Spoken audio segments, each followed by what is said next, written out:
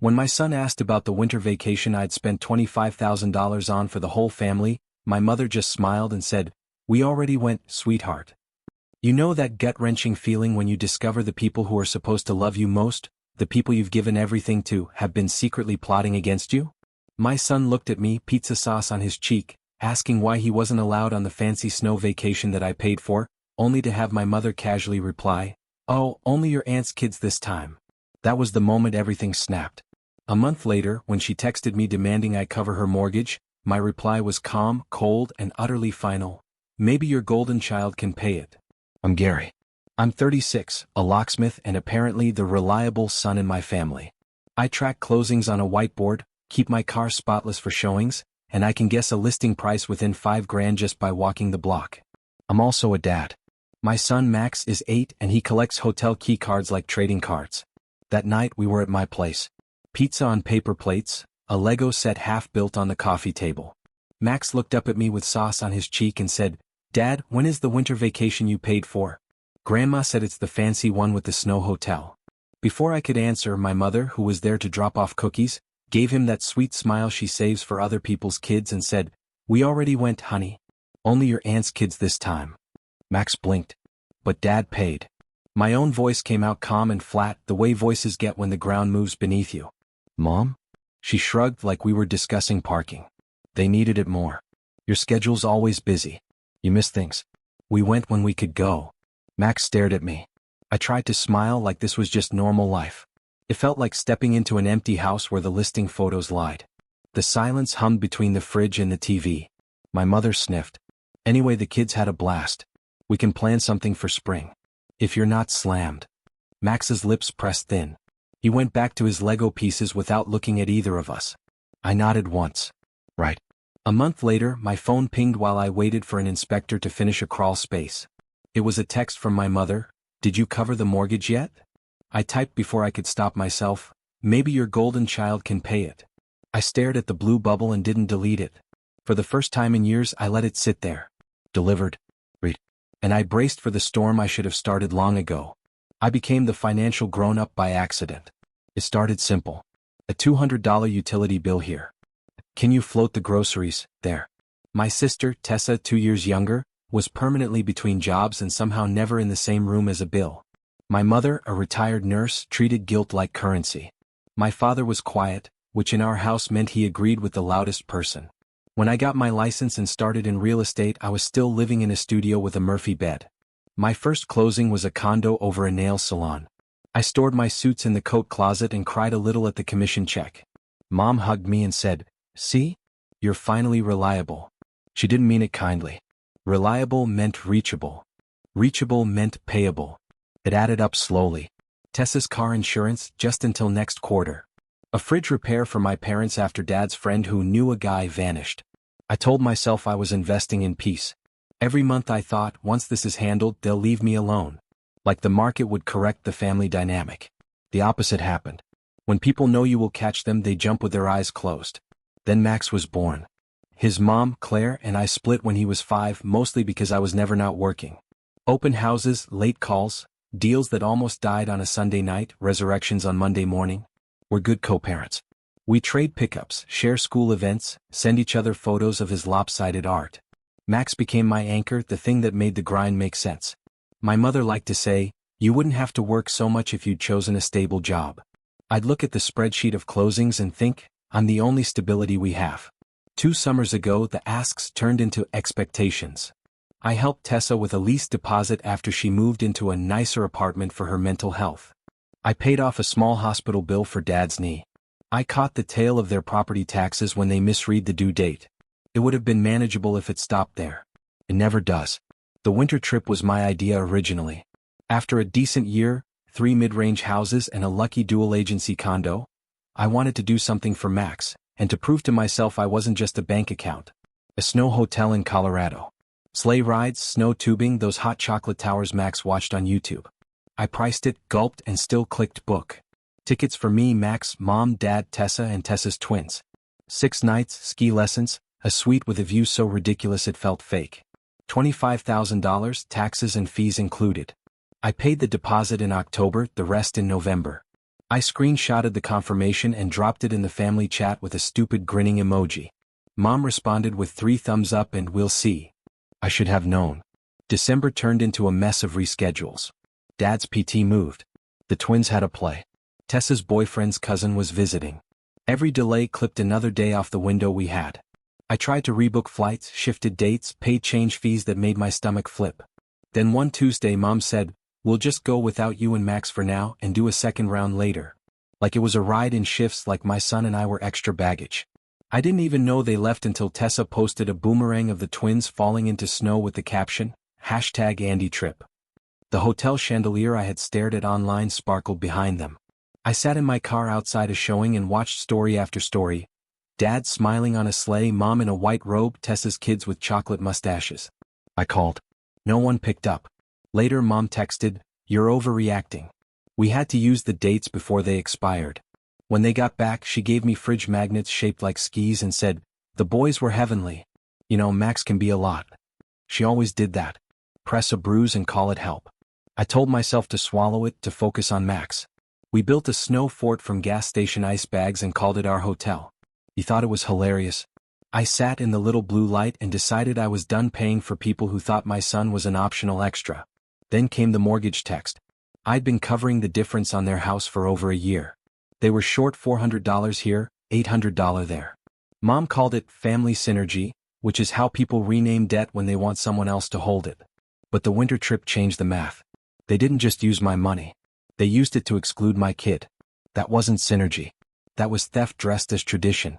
When I sent the golden child text, Mom called within 10 seconds. "Excuse me," she said. "What's that supposed to mean?" "It means," I said, "ask Tessa. She's struggling." Mom hissed. "She's a mother." "So am I," I said. "Just to a smaller person." Dad texted, "Let's talk later." He always texted that when he meant, "Let your mother win." That week Tessa wrote in the family chat, "Wow, Emit, do you want a medal? Maybe learn to share." I didn't respond. I pulled bank PDFs.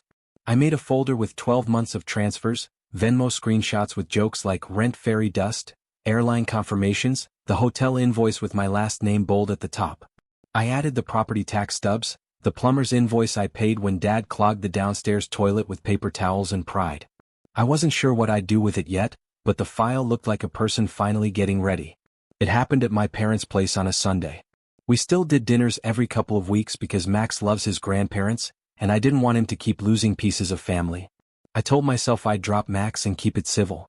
Mom greeted us with, "Take your shoes off." The carpet was just cleaned, the way she always did. Tessa was already at the table, scrolling. The twins tore around the kitchen island. Dad stood at the stove, stirring sauce that came from a jar. We sat. Mom poured wine for herself and water for me. She always did that too. 20 minutes in, after the twins had declared the garlic bread mid, and Max had tried to trade peas for a bread end, Mom set her glass down with a soft clink and said, "So, Emit, about the mortgage. I told the bank you'd send something tomorrow." Tessa didn't look up. "Yeah, and Venmo me for the girls' gymnastics. You said you'd help with activities instead of cash." My chest went warm like anger turns your blood into tea. "I didn't say that." Mom flashed the smile she uses on receptionists. "You implied it. Anyway, we can't have late fees. Be a dear." I pulled my phone out. Not to pay, to airdrop. I sent the folder to everyone at the table. Their phones chimed. The twins yelled, "Memes?" I said, "Open it." Tessa groaned. "You're so dramatic." Mom's side-tapped screen lit up, her face blue. Line after line of my name, my bank, my notes. Dad's knee MRI, $620.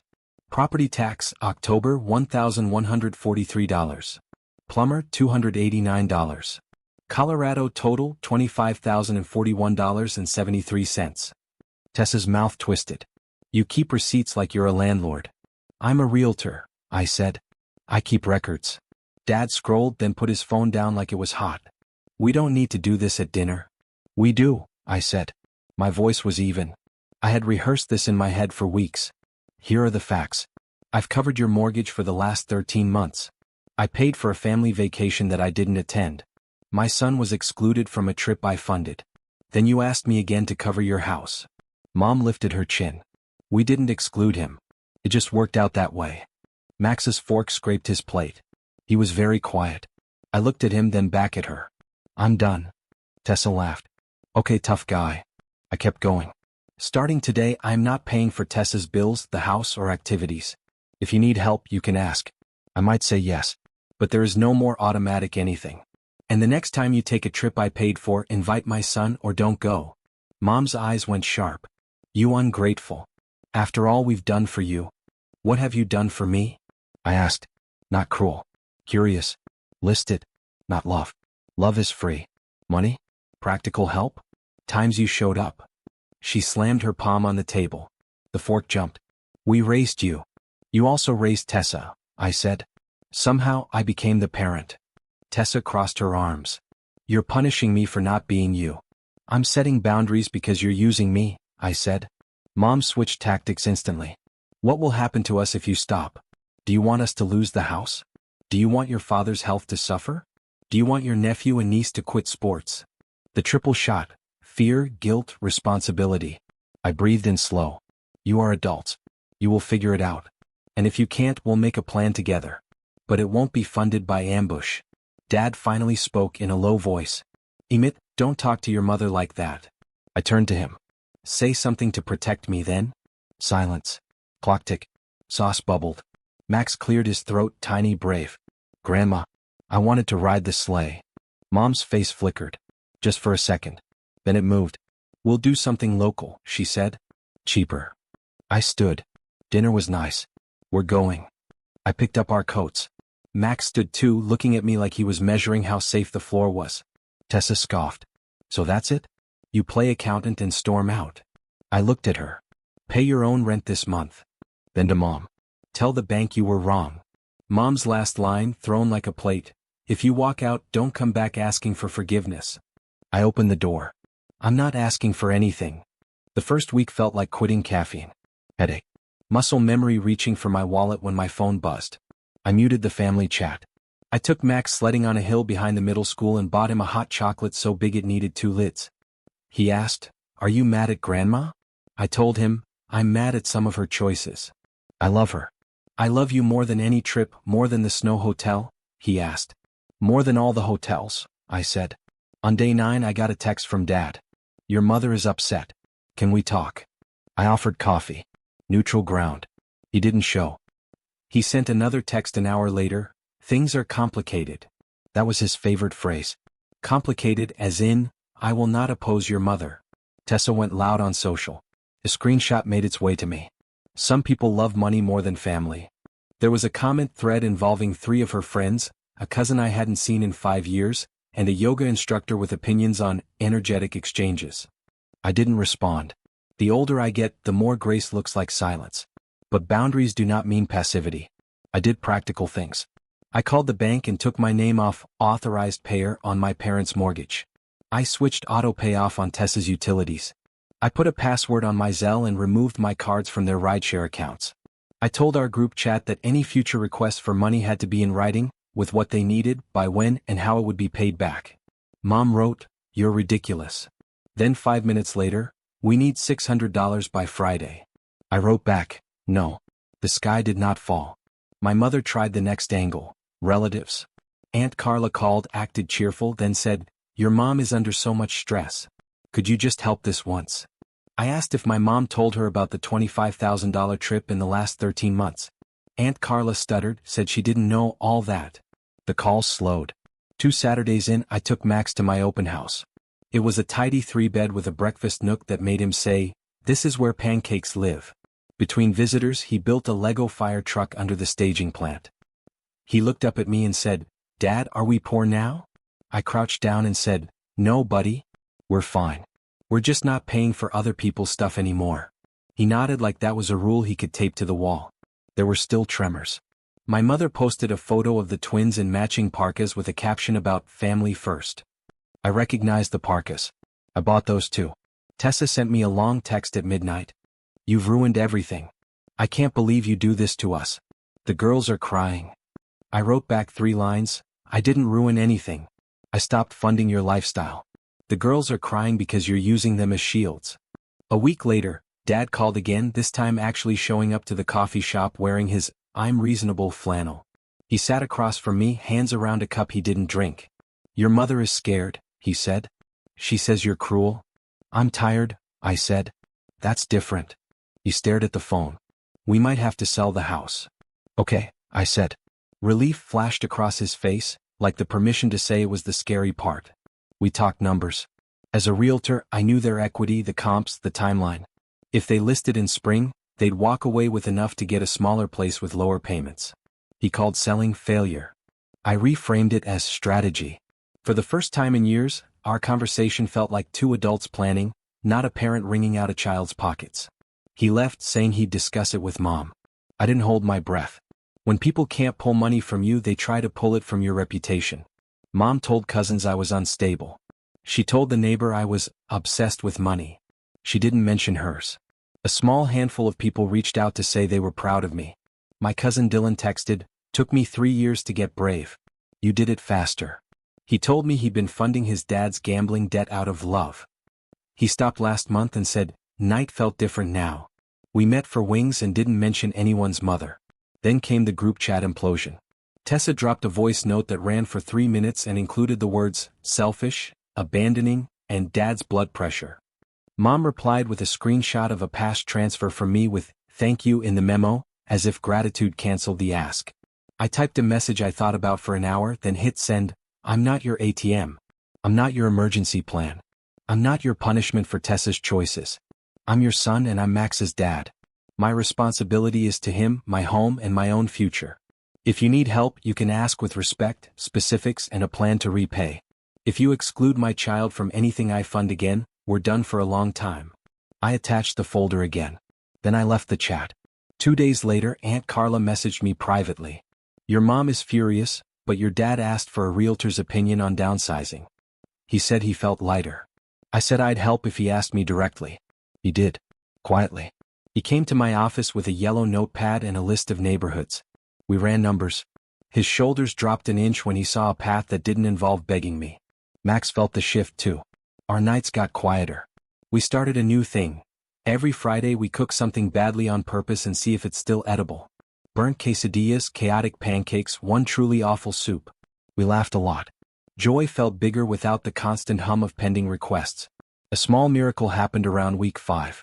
Tessa texted, not a demand but a question. How do I make a budget? I sent her a simple sheet. Income, fixed expenses, variable, sinking funds. She wrote, that's too many boxes. I said, that's how adults avoid panic. She ghosted me for 2 days, then sent a photo of a legal pad with numbers and the caption, I can't afford the gym. I wrote, walk outside. She replied with an eye roll emoji, but then posted a selfie on a trail the next morning. Mom didn't thaw. She sent one last arrow, family helps family. I typed, family respects family. Then I stopped responding to anything that wasn't logistics for seeing Mac's dad and I listed their house in April. I didn't take a full commission. He tried to insist. I said, keep it. You'll need furniture that fits the new place. We held an open house where a young couple fell in love with the 2-story living room and the ridiculous entry chandelier Mom had bullied Dad into buying in 2009. It sold in 5 days. Mom didn't show up to sign. She signed remote and sent me a single line, you've destroyed my home. I watched Dad walk through the empty rooms one last time. He touched the doorway where our heights were marked in pencil. He said, it was never the house. I said, I know. We moved them into a smaller ranch near the park. No stairs for his knee, lower utilities, no chandelier. Mom sulked for 2 weeks, then rearranged the living room twice and pretended she meant to all along. I took Max on a spring trip with just us. Not a snow hotel, a cheap cabin by a lake where the Wi-Fi was bad on purpose. We caught one fish, ate it like it was an award and fell asleep smelling like wood smoke. He said, this is better.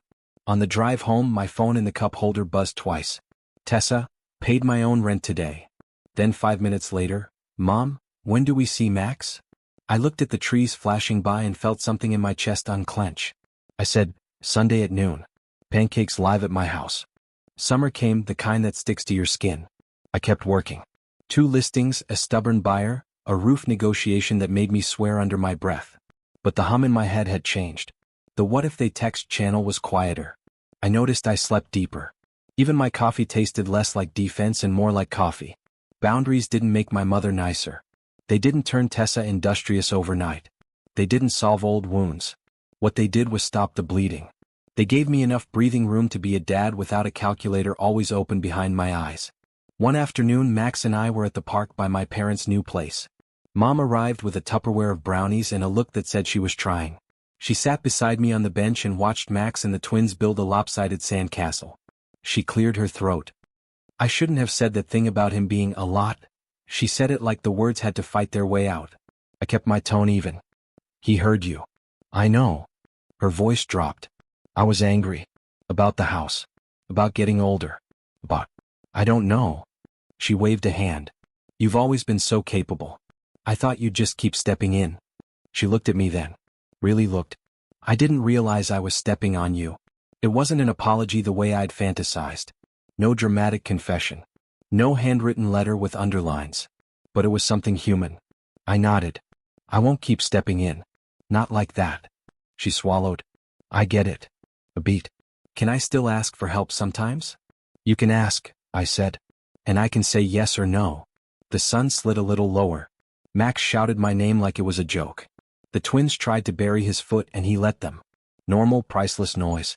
That night after drop-off, I reopened the Colorado folder for the last time.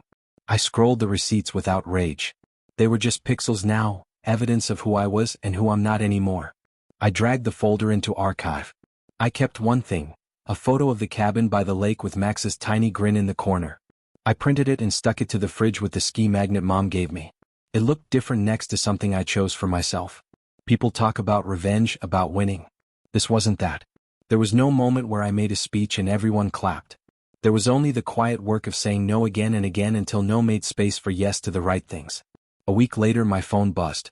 Tessa. Mom, do you want to bring Max by for popsicles?